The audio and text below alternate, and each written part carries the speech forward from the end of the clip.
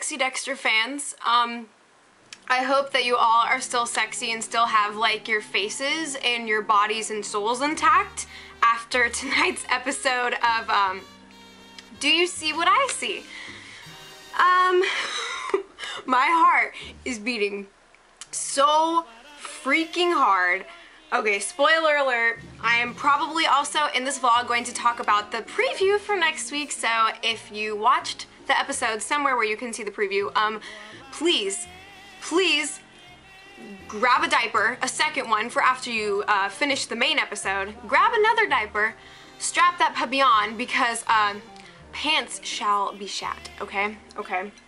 So, literally what I said at the end of Do You See What I See?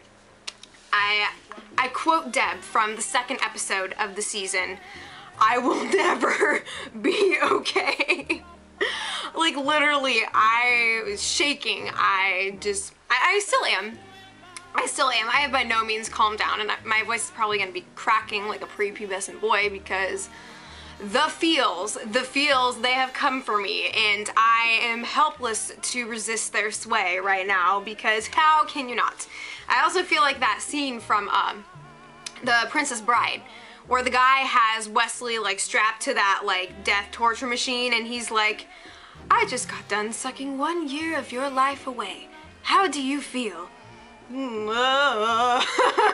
Just laying there like foaming at the everything out my ears and my mouth and my soul. So here we go.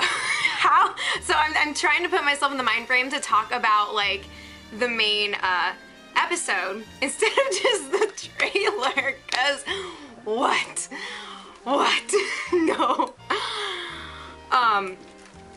I have to say that this is actually my favorite episode of the season so far. I've been waiting for this moment ever since episodes 4 and 5 were my favorite. Those were my favorites, and I've just kind of been waiting for that moment of just feeling that soul grip again.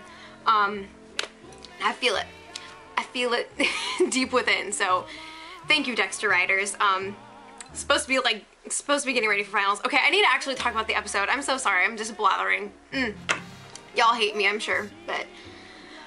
So, let us try to break down this episode and then work our way into a discussion of what is to come in Surprise, motherfucker. And that is right. If you doubted that a certain Mr. James Dokes was going to be, I will not discuss that yet. I digress.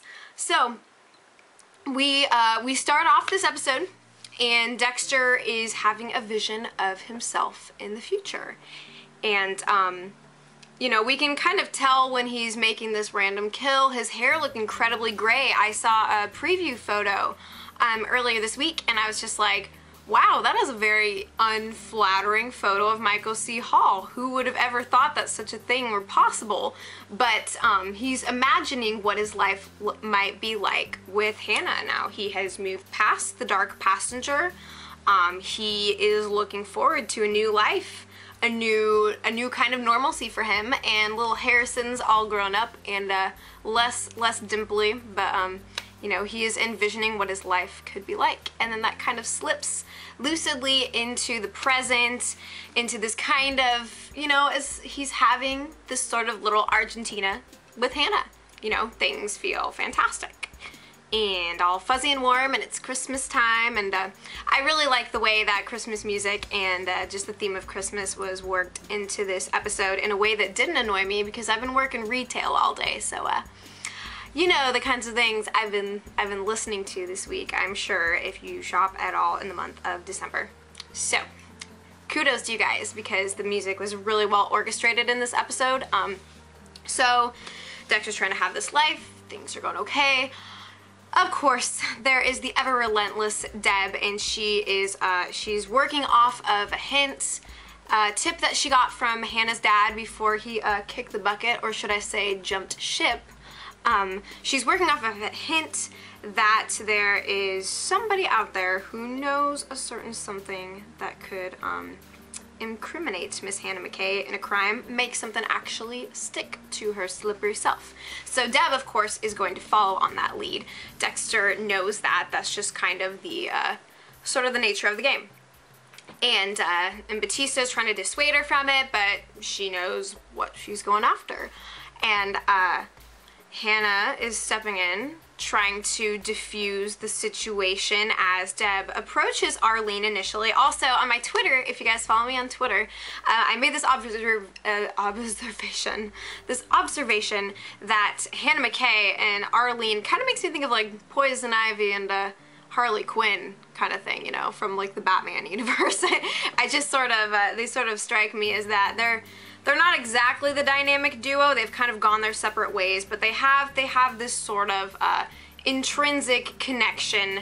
They try to look out for themselves as they look out for one another. Arlene isn't particularly doing so hot, but Deborah is trying to do whatever she can to get something solid from Arlene, offering her in return the immunity that Hannah has kind of made herself not worthy of anymore. So she's trying to take care of that, and also really good actress who did Arlene, kind of a nice little role. I like how that was pulled off. And of course Hannah and Arlene meet up on the side, and they're like, okay, Dub's TF, do we do now?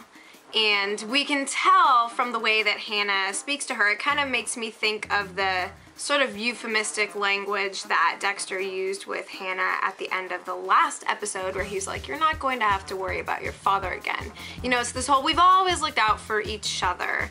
And who are they looking out for? Why are they looking out for each other now? And it is because of Deb. And so we have foreshadowing that something is going to happen. There's a lot of speculation that Deb would intentionally overdose on her medication in order to freaking get Dexter's attention, the attention that she has been lacking for so long from him with his whole kind of Hannah Banana phase that he's been going through. But so there's that. And then, of course, let us backtrack to LaGuerta and Matthews. Good guy Matthews. I have to say, I was cheering him the hell on this episode. Just go Matthews. Thank you for serving LaGuerta like every other word that comes out of your mouth. Just bless you. You're a saint. You are a bastard, and I love ya. And in the confrontation scene with Dexter, he is very much on Dexter's side. He's very ready to believe that it's not Dexter.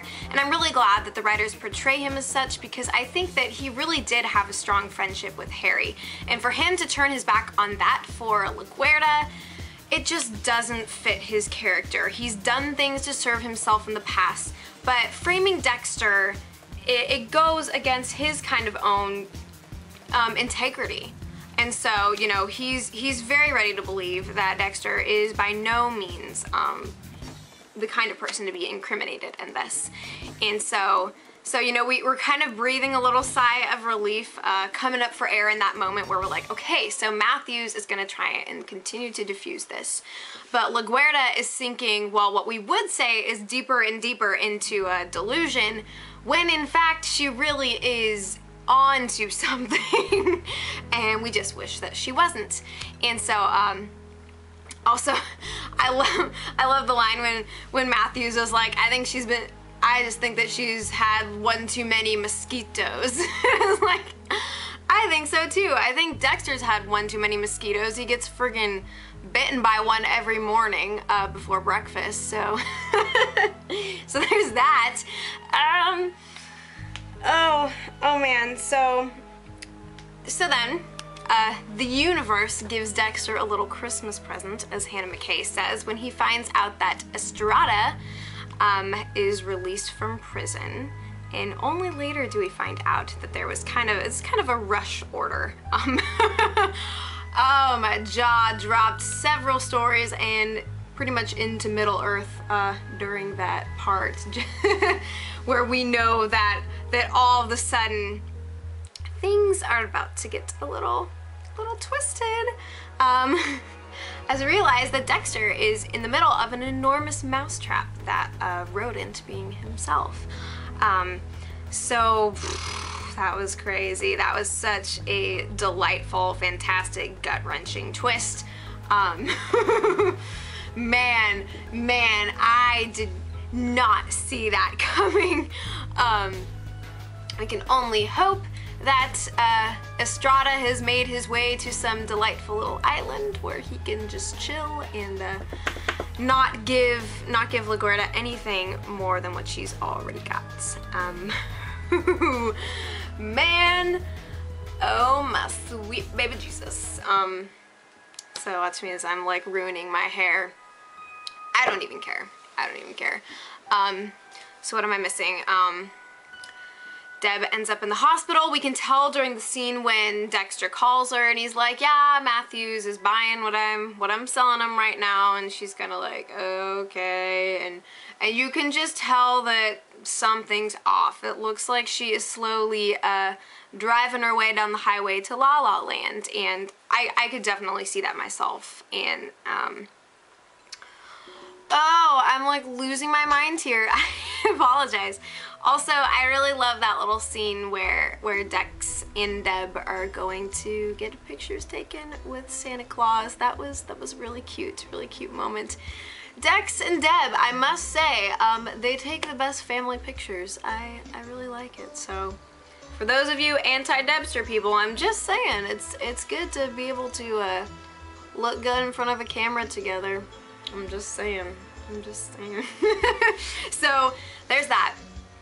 And then we come to the scene where Dexter rushes over to the hospital. Deb is crumpled against the sheets trying to piece everything together, and at first he's very skeptical of her, you know, and he's kind of abiding by the theory that a lot of us were sort of hashing out throughout the week, that Deb, you know, well, not that Deb did it on purpose. I don't think that would have occurred to him as an idea, but that, you know, in the stress of everything, she overdosed on accident.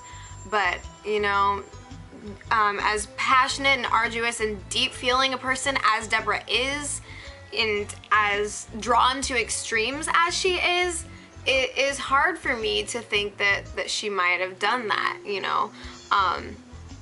Also, I really like how Dexter's fear of Hannah being the one at fault, how that kind of played into the Christmas dinner scene.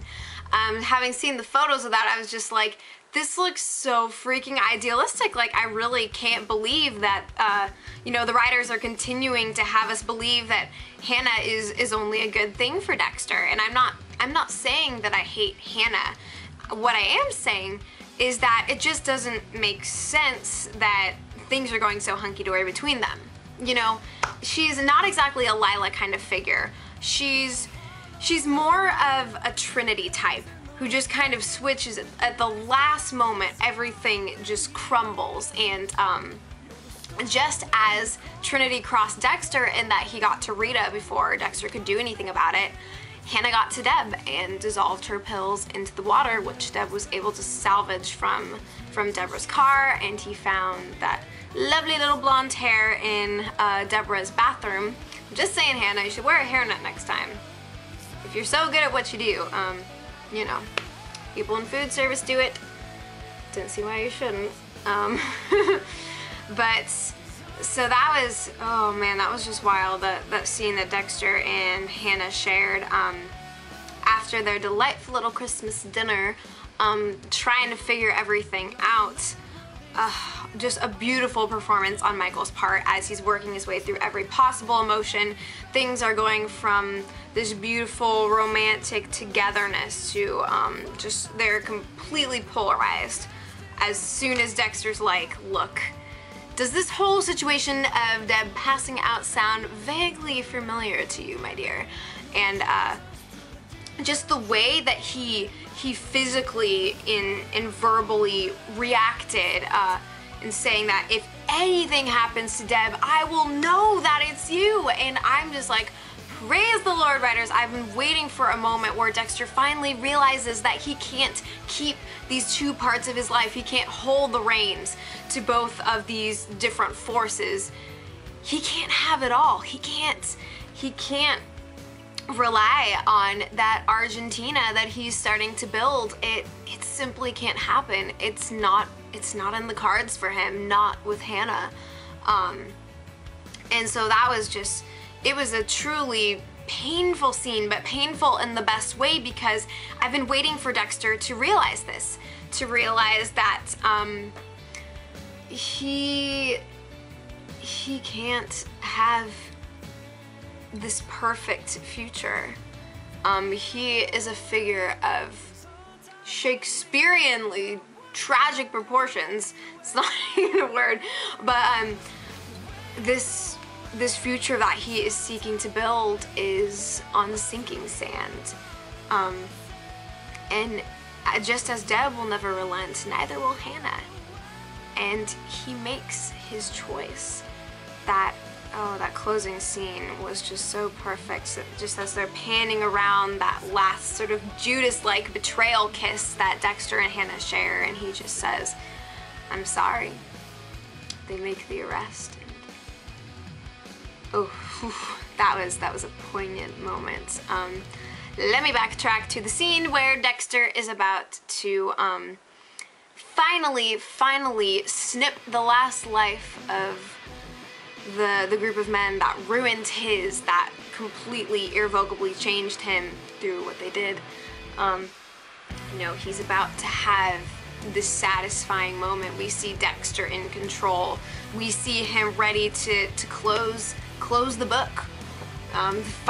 Just write the final chapter of this horrifying story that, you know, he can never quite escape from, but to have that finished, you know, and he is just on the verge until everything changes. And that is leading us into the pee your pants excitement that is going to be coming next week. Let me make sure that I covered all my grounds. Yes, I was trying to think of everything. Man, wow, this was a flawless episode. Also, I have to say, that was a really, really pathetic scene for Quinn. I just have to say, I was kind of laughing at that point, because it's just like, oh, okay. This, like, 11 episode arc, and then that's what you get, falling in love with a stripper. T-Pain should have told you. Just saying, just saying. It was really sad, and I think that's kind of all there is for that. And then, of course, there is Batista talking to LaGuerta about, you know, what's in the future for him in retiring, and I'm just so sad. That probably means that next season he's gonna be off chilling if he makes it through the season. I hope. I've been hearing weird things about him possibly not making it through this season, and that scares me because he is my BFF, and Masuka as well. Masuka, he is a staple. He is the lighthouse and anchor of this operation, so he's sticking in the game, I'm sure.